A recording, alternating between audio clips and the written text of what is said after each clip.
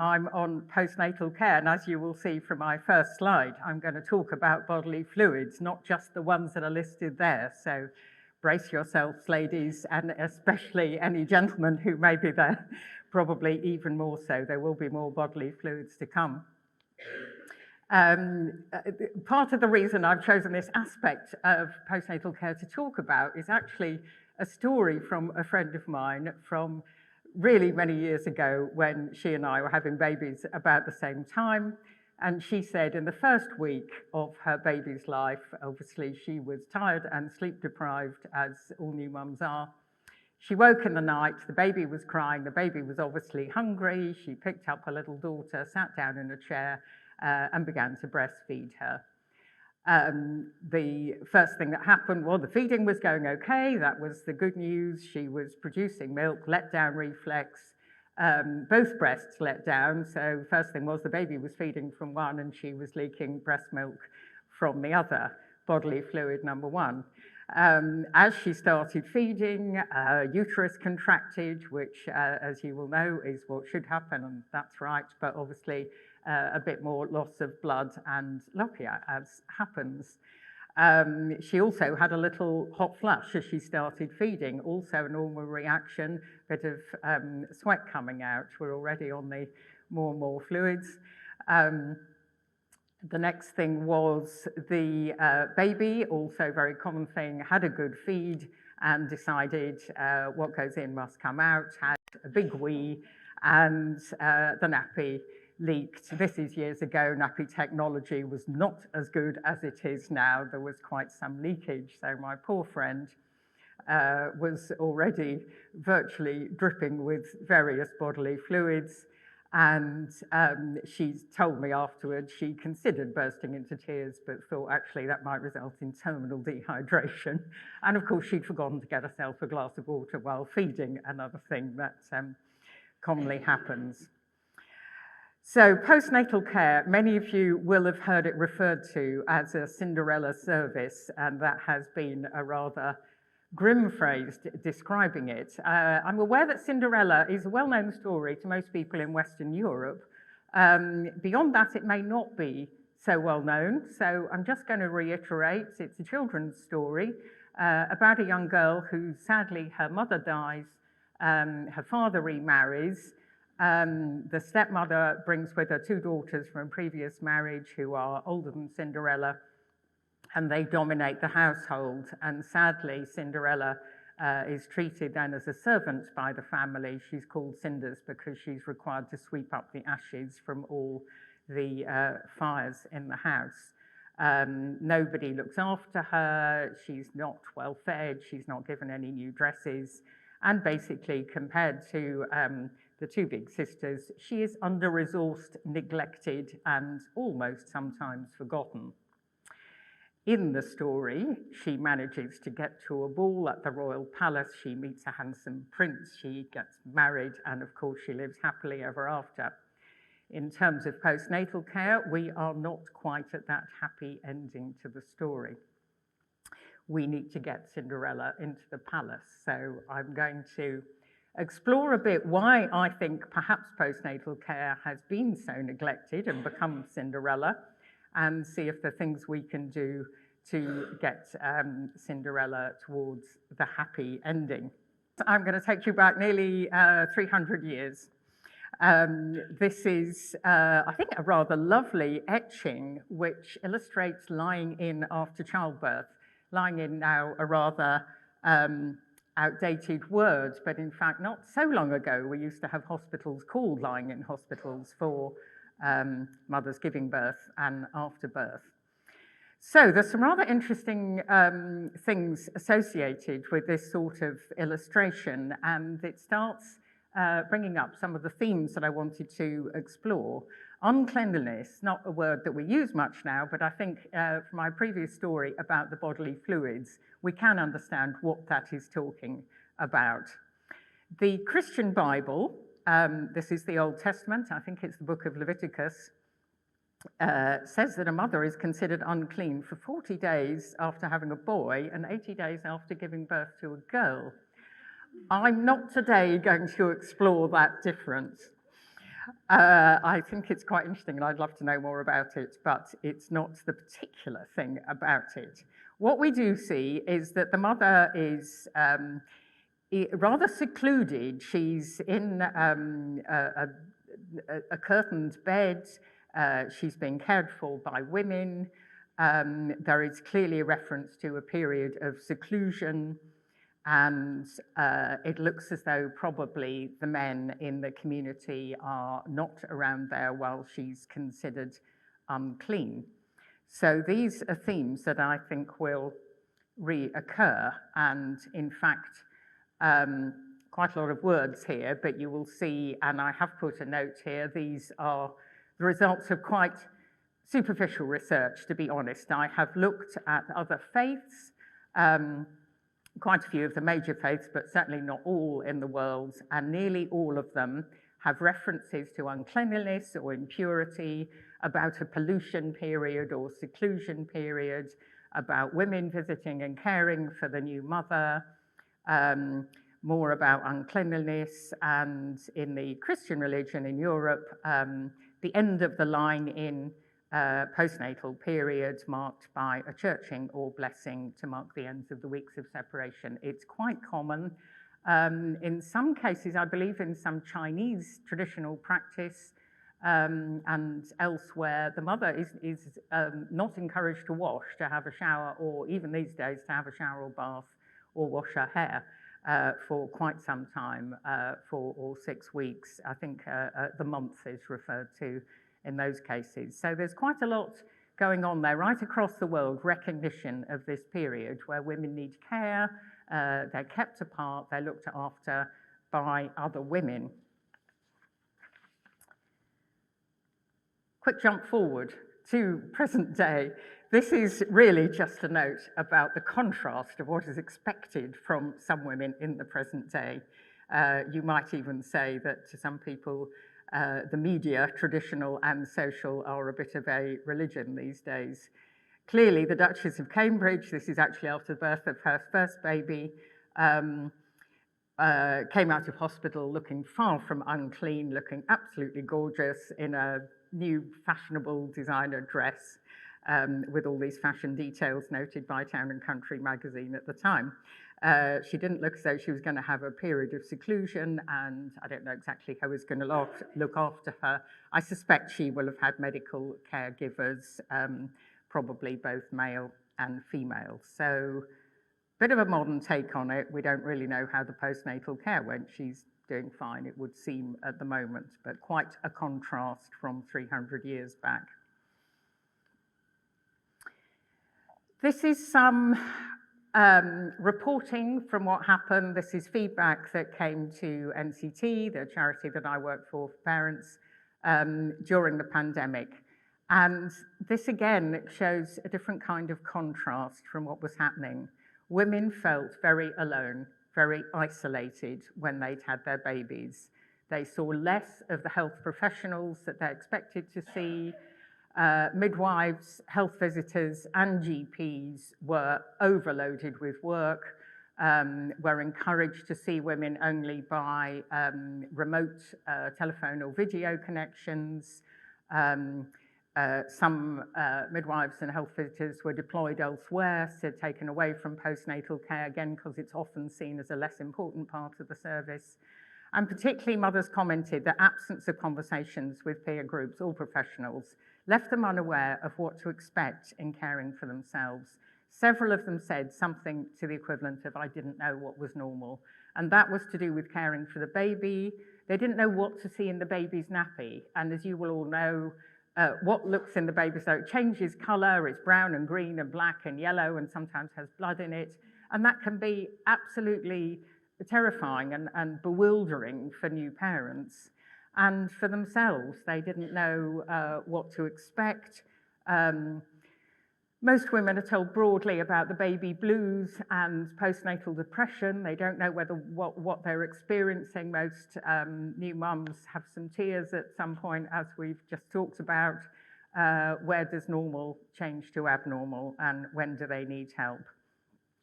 One of the few things the NCT was able to say, even in the depths of lockdown, was to lead outdoor walk and talk groups. And we gained permission from government to run these as therapy groups and therefore have more than two people meeting. And many, many new parents, both mums and dads, joined these outdoor groups so they could push their baby in a buggy around the park. And it was their only opportunity to talk to other new parents. And that was widely described as an absolute lifeline. And in some cases, the only time they were able to talk to another parent in real life once a week, and was greatly valued. There's a lot of words here, and there is so similarly on the next slide. I'm not going to go through them all because you will be getting these slides, and I hope you can look in more detail. I've gone back to the blood, sweat and tears fluids here and put two columns. They are a lot of quotes run together from various places. On the left-hand side, what's available from the NHS websites. On the other, sometimes it's NHS, there's various other sources there. And one is about the bodily fluids, when they appear, how much, what leaks from where, and when it is regarded as normal. And on the other side, it is what happens when this departs from normality and the risks that can happen. And I'm sure you will know most of these, but there are some that in researching this talk I found I didn't know about. In fact, under sweating, I discovered, and this was actually from attending a previous Maternity and Midwifery Festival and talking to the people at one of the stalls about the syndrome called SCAD, spontaneous coronary artery dissection, which can happen. It's rare, but it's very dangerous when it does to women postnatally. Sweating and feverishness is one of those symptoms, and this is something rare but needs to be taken very seriously and very immediately. And of course, also sweating is a symptom of fever, and that can often mean dangerous infections, as can constant crying, too many tears, and too much blood loss, hemorrhage, and other risks there. So again, this theme is loss of bodily fluids. Yes, we expect it. Yes, it's messy. A lot of people don't really want to hear about it. Stay secluded until that's over. But there are things that need to be taken seriously during that time. Here are a few more of the bodily fluids that we don't tend to talk about the leakage of very much in public. Urine, we know now quite a lot about incontinence because widely television adverts are telling women when they've had a baby they may need to use incontinence products such as absorbent pads, as it says here, possibly for the rest of their lives. Should we be accepting that? I think not, and that needs sometimes very urgent postnatal care. Vomiting can be a sign of preeclampsia. Again, I didn't really know about that, and I should have done. I thought preeclampsia was something that happened in pregnancy, but also in the first 4 weeks after birth, and nausea and vomiting definitely a risk during the postnatal period. Pus oozing from infected tissue, not very nice to talk about it. Yes, it happens, and very often infection of a surgical site, wound infection, is an important thing that means mums have to go back into hospital. We talked about too much breast milk, but not enough can also be a very, very distressing and difficult situation for mums and babies, and I know you will be helping with that as you go, as do a lot of my colleagues at NCT. Here's more evidence from NCT and other charities about what happens in postnatal care during the pandemic, and this is about mums not being able to get the help they need. This is not, absolutely not, about blaming the midwives and health visitors and doctors who were overwhelmed with both regulations about what needed to be done in terms of infection control and overwhelmed with work and difficult and challenging circumstances, as well as many of them being ill or having to isolate, of course. But it did result in very poor mental health conditions of women not feeling listened to and spiraling down into depression. The middle quote there is an interesting one. This is a mum who had a cesarean section. Apparently she did have stitches that needed to be removed, but she was never told who would remove them. And considering across this country we do about 200,000 cesarean births a year now, it should be part of the information. And this mum had to go with her newborn to the GP, back to the midwife, to the GP, all of whom declined to do the job until she found a practice nurse at her GP surgery. Not a good experience. I'm going to talk briefly about the Ockenden report, but I think just summing up the lessons from what I've said before is about follow-up on the risks in postnatal care. It so often doesn't happen because postnatal care is under-resourced and neglected, as we've heard, and there are so many things it can lead to that are really dangerous for mums and for babies. The Ockenden report came out finally a couple of weeks ago, I think now, and I'm sure you will all be aware of it. Most of the distressing and tragic stories were about incidents just before and around the births of babies, or very sadly, the loss of babies. But there were also sad stories about postnatal care, and I've just taken 2 paragraphs out of what Donna Ockenden wrote, because I think there are very key notes here. The sort of things that I've just been talking about, deterioration of the well-being of a postnatal mother, often signified by the body fluids, not in the normal spectrum, but abnormal, women feeling very vulnerable, women already at social disadvantage, suffering worse. And Donna says, this leads to poor physical, social and emotional care provision. She talks overall, she says, postnatal care should be safe, supportive and compassionate. Of course it should, as all maternity care should. And overall, the report, as you will have heard, says listening to women is so important, and this needs to be improved in leadership and in culture of maternity care. As it happens, last month, the World Health Organization looked at this, well, as a result of a lot of work worldwide on postnatal care, and talks, interestingly, about a positive postnatal experience. It's not a phrase that we've tended to use, talked about birth as a positive experience, less so about postnatal, but I think this is a really important way of summing it up. And this here talks about postnatal care needing to be well-resourced, something it isn't always here. It needs to be consistent, reassuring, flexible, and respectful. Again, that should be right across the maternity journey, but particularly important that things are consistent and respectful in postnatal care. More dimensions of quality. This comes from quite a long way back, piece of evidence looking at what is quality in care.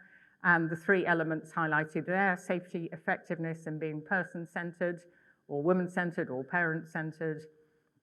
And I've put there in those paragraphs some question marks about safety. In fact, about 70% of maternal deaths, according to Embrace UK, are in the postnatal period. So we can say it's generally safe, as is the maternity experience in the UK, but it's certainly not the safest part of it. In fact, it's the most dangerous part in terms of maternal deaths. It's not effective. We know it's not because we don't have the evidence. Research is very sparse. Recent research is even sparser in postnatal care. More needs to be done, but until we have that good evidence, we can't say it's effective. And there's just one recent study noted there, finding a further marked decline in women's satisfaction with postnatal care. Most studies find that is the area of least satisfaction among women. A quick quote from one of the Embrace reports, Professor Marion Knight, probably also a name that you know.